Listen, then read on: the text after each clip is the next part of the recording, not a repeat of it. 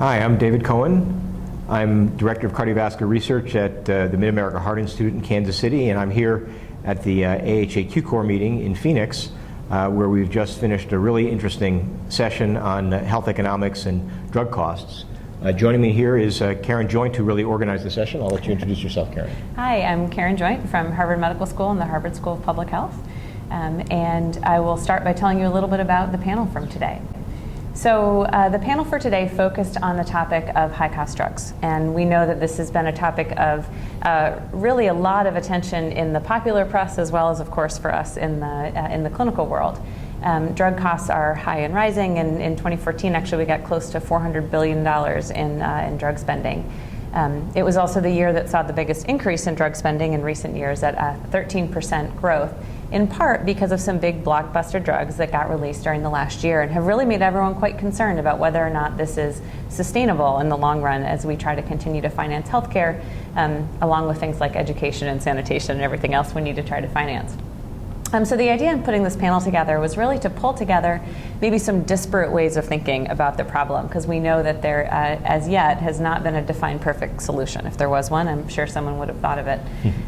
So we started off the panel getting an economist perspective, always a good place to start when you're talking about money.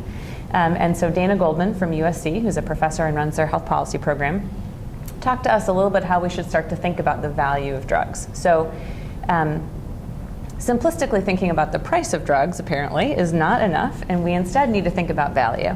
So one of the things that he said that I thought was particularly compelling is that if you look at the price we pay for drugs and then look at the potential events averted over time, we could be saving hundreds and thousands of lives, and the cost of those events needs to factor into how we think about the value of the drugs that we're paying for now. It's a long-term look at benefit, even though right now we're all very worried about short-term spending. So I thought that was a really good way to kick off the session. I thought it was interesting also because I spent a fair amount of my time doing health economic work, and what he did was he fooled us into thinking he wasn't talking about cost effectiveness by turning the effectiveness measure into lives or years of life and then turning it actually into dollars. But what he was really just doing was presenting a different way of thinking about cost effectiveness in terms of cost per year of life gained or cost per quality adjusted year of life gained. But again, the focus being that the patients were really benefiting enormously here, right, compared to the companies, and that certainly does seem to be one way of looking at it. The second speaker is somebody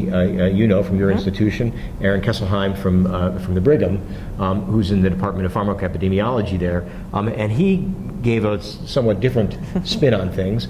He certainly, I think, is in the camp that would seem to have the idea that the pharmaceutical companies are making plenty of money and probably more than they need to for this. And in particular, he was very concerned about us spending lots and lots of money in the United States for drugs that provide limited benefit. So I think he was coming at it a little differently than Dana Goldman. He was really looking at perhaps when there are generic drugs available and there is still a branded drug that's out there. He made the example of Crestor, for example, which compared to some of the generics doesn't provide all that much additional cholesterol lowering, and saying we're paying too much for those, and it was hard to argue with that. He didn't spend a lot of time, on the other hand, talking about these high cost, big value blockbusters, which are the things that are most, I think, in the public eye now. And again, in the cardiology world, that basically means PCSK9 inhibitors, which was really the topic of the last speaker.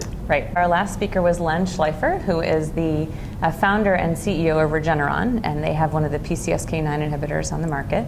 And he told a really interesting story of starting a company in the 80s and really having a belief that it would turn into something, and then many years later finally coming out with their first product, and sort of really giving us a feel from the innovator perspective of why it's important to have access to capital and potential future profits to incent people to sort of make it through that slog and come out on the other side with a blockbuster. I thought the one thing that was really interesting was to hear that even across those three really different perspectives, they all agreed that the value of these drugs is really critical. Mm-hmm. And whether or not that was someone speaking about a market failure in evaluating value or an economic method for evaluating value, or really saying, I have this new drug that is of intense value, That's really where it's where I think we need to get on the same page. There must be a solution to this problem.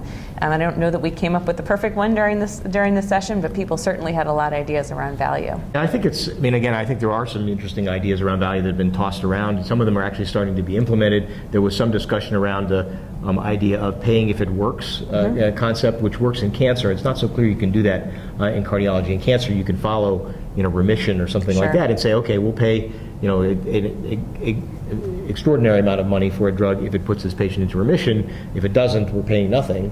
And some companies have actually, been willing to accept those sorts of deals. In cardiology, where we're trying to prevent events, it's harder to do that because you don't know if an event has actually been prevented. All you know is one's happened. So it's harder to exactly tease that out. One of the discussions I actually thought was very interesting for me is an area that I've often thought about, is one that Mark Latke, one of the people in the audience, brought up, which is the discrepancy between the U.S.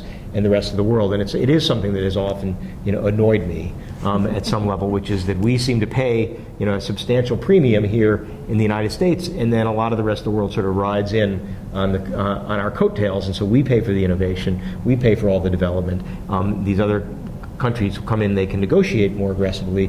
They're willing to limit their formulary, other sorts of things, and so they get better prices. And that does always seem to me to be a bit disingenuous. And I wish there was a way to fix that. And I think, again, perhaps over time we'll have ways of empowering Medicare to negotiate.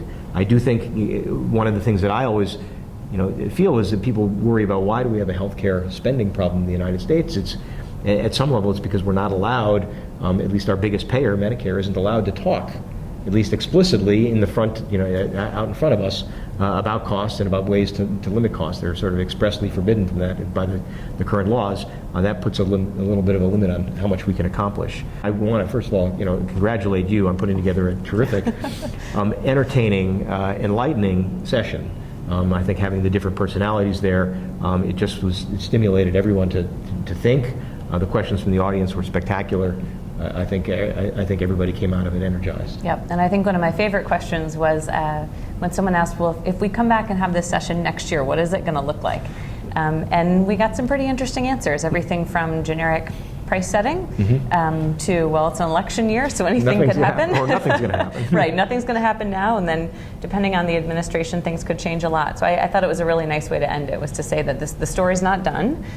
We have a lot of way to go on this, and we all need to come back next year and check it out.